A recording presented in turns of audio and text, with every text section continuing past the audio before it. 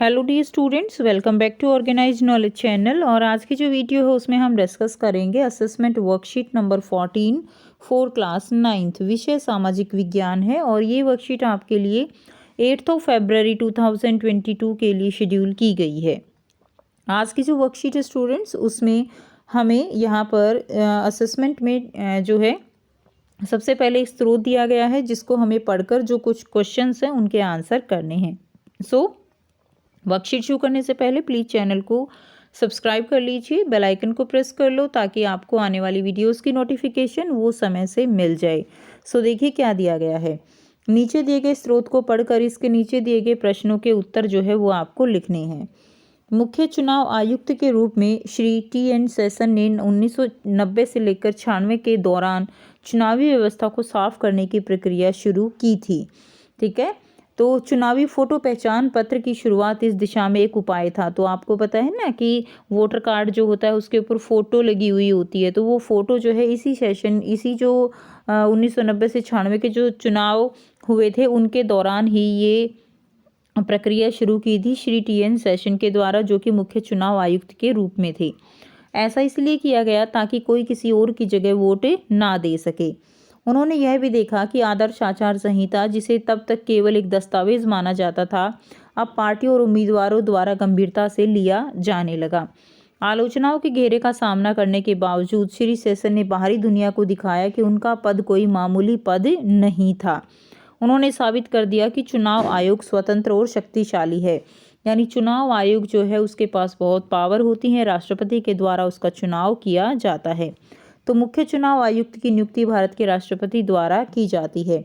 तो जब इन्होंने ये कार्य किया था श्री टी.एन. सेशन ने, तो उस समय पे बहुत आलोचना की गई, क्योंकि ऑब्वियसली जो नेता है वो नहीं चाहेंगे कि इस तरह की ट्रांसपेरेंसी जो है वो आए।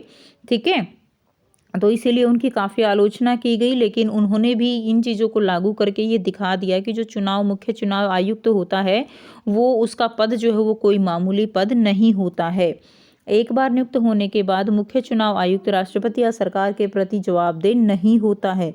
मुख्य चुनाव आयुक्त को हटाना लगभग असंभव है।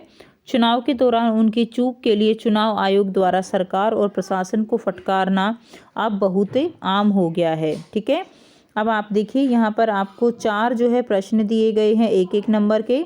उसके बाद आपको 5वां प्रश्न दिया गया है 2 नंबर का, और उसके बाद 6वां, 7वां, 8वां 3 प्रश्न आपके 3 नंबर के हैं, और लास्ट का जो प्रश्न है वो आपका 5 नंबर का रहेगा। ठीक है, तो आइए बच्चों एक एक करके हम सारे क्वेश्चंस को डिस्कस करेंगे। पहला प्रश्न है जो है चुनावी फ़ोटो पहचान पत्र क्या है। तो चुनावी फ़ोटो पहचान पत्र एक ऐसा दस्तावेज है जिससे कोई किसी और की जगह वोट ना दे सके। तो वो क्या है, वो चुनावी फ़ोटो पहचान पत्र है। प्रश्न 2 है मुख्य चुनाव आयुक्त की नियुक्ति कौन करता है। चुनाव आयोग कैसे स्वतंत्र और शक्तिशाली है। तो मुख्य चुनाव आयुक्त की नियुक्ति भारत के राष्ट्रपति द्वारा की जाती है। चुनाव आयोग पर कोई दबाव नहीं बना सकता, वह निष्पक्ष है, इसलिए चुनाव आयोग स्वतंत्र और शक्तिशाली है। ठीक है, प्रश्न 3 करेंगे। आदर्श आचार संहिता से आप क्या समझते हैं। तो आदर्श आचार संहिता जो है वो क्या है। भारतीय निर्वाचन आयोग की आदर्श आचार संहिता चुनावी राजनीतिक दलों एवं प्रत्याशियों के लिए बनाई गई एक नियमावली है, यानी एक नियम है जिनका पालन चुनाव के समय आवश्यक है। तो आप सिंपल ये भी लिख सकते हो कि यह एक नियमावली है जिसका पालन चुनाव के समय आवश्यक है। ऐसे भी लिख सकते हो, नहीं तो ऐसे भी आप जो है लिख सकते हो। ठीक है, प्रश्न 4 है उपरोक्त परिच्छेद में उल्लेखित चुनाव आयुक्त का नाम क्या है। वर्तमान चुनाव आयुक्त का नाम बताइए। तो उपरोक्त परिच्छेद में उल्लेखित चुनाव आयुक्त का नाम श्री टी.एन. सेशन है, और वर्तमान चुनाव आयुक्त जो है वो सुशील चंद्र हैं।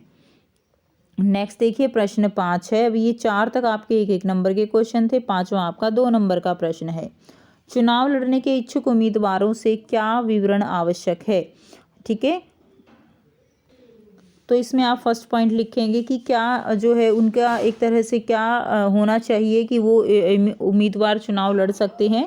पहला तो होगा कि वो देश का नागरिक हो, दूसरा वह किसी लाभ के पद पर न हो, तीसरा पागल या दिवालिया न हो, और चौथा है पद के अनुसार आयु हो। एक और लिख सकते हो शिक्षित भी होना चाहिए।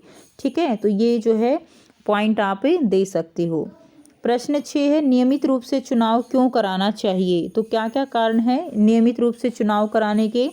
पहला है लोकतंत्र बनाए रखने के लिए, दूसरा है शासन की निरंकुशता को रोकने के लिए, तीसरा है जनमत बनाए रखने के लिए और चौथा है जनता को अपना शासक खुद चुनने के लिए। ठीक है, लोकतंत्र जो है वो क्या होता है, वो लोगों के द्वारा लोगों को जो है चुनी गई सरकार होती है। ठीक है, और इसीलिए सभी को अपनी एक तरह से अपना शासक खुद चुनने की स्वतंत्रता चुनाव के द्वारा ही दी जाती है। प्रश्न 7 है विधानसभा में सीटों का आरक्षण क्यों है।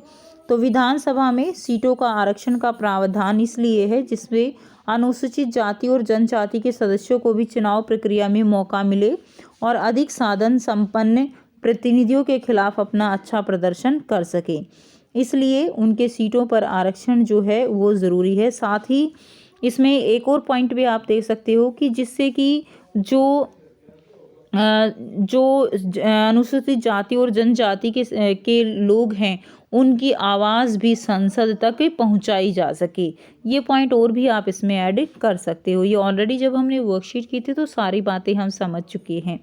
ठीक है, ताकि वो अपनी आवाज़ को उठा सकें, इसलिए भी सीटों का आरक्षण किया गया है। प्रश्न 8 है भारत में स्वतंत्र और निष्पक्ष चुनाव के लिए क्या क्या चुनौतियां हैं। तो कौन कौन सी चुनौतियां हैं निष्पक्ष चुनाव के लिए। पहला है ज़्यादा पैसे वाले उम्मीदवारों और पार्टियों द्वारा गलत तरीका अपनाने पर रोकथाम की चुनौती है। दूसरा आपराधिक पृष्ठभूमि और संबंधों वाले उम्मीदवारों पर लगाम कसने की चुनौती है। तीसरा है पारिवारिक संबंधों की बुनियाद पर टिकट चुनौती है, जो टिकट दी जाती है वो अपने पारिवारिक संबंधों की बुनियाद पर दी जाती है। चौथा है छोटे दलों और निर्दलीय जो उम्मीदवार हैं उनकी परेशानी है। ठीक है, छोटे दल निर्दलीय उम्मीदवार वो जो है इतना ज़्यादा आगे नहीं बढ़ पाते हैं जो संपन्न राजनेता होते हैं उनके सामने अगर हम बात करें। प्रश्न 9 है स्वतंत्र और निष्पक्ष चुनाव में चुनाव आयोग की क्या भूमिका है। तो स्वतंत्र और निष्पक्ष चुनाव में चुनाव आयोग की भूमिका जो है पहला रहेगा मतदाताओं के लिए पहचान पत्र उपलब्ध कराना। दूसरा है चुनाव से पूर्व मतदाता सूचियों को ठीक करना, ये जो है चुनाव आयोग का काम है। तीसरा है सरकारी मशीनरी के दुरुपयोग पर नियंत्रण करना, ये भी चुनाव आयोग का मुख्य कार्य है। और चौथा है चुनाव याचिका को जल्द निपटाना। तो ये सारे कार्य जो हैं ये किसके रहेंगे, चुनाव आयोग के रहेंगे। समय समय पर चुनाव कराना, उपचुनाव कराना, ठीक है, कितना पैसा खर्च होता है। तो हमने जब वर्कशीट की थी तो बहुत सारे इसके पॉइंट किए थे, तो वो वाले आंसर भी आप लिख सकते हो। ठीक है, तो ये थी स्टूडेंट्स बच्चों आपकी आज की एसएसटी की असेसमेंट वर्कशीट। आई होप सभी बच्चों को ये क्लियर है। कोई भी डाउट है तो आप पूछ सकते हो। वीडियो अच्छी लगे तो वीडियो को ज़रूर से लाइक करना, शेयर करना और सब्सक्राइब करना।